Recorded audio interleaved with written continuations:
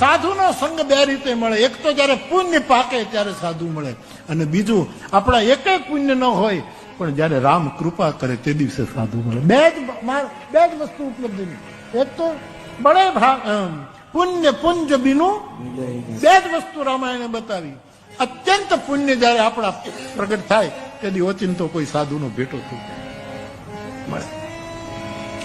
અને અત્યંત પુણ્ય એને કહેવાય કે જયારે આપણે બધા આપણા પાપ કબૂલી લઈએ, પહેલું પુણ્ય શરૂ થયું. ત્યારે બધા જ જેટલા મથે જાવા સતી રાણી એટલા વકરમ મેં કર્યા,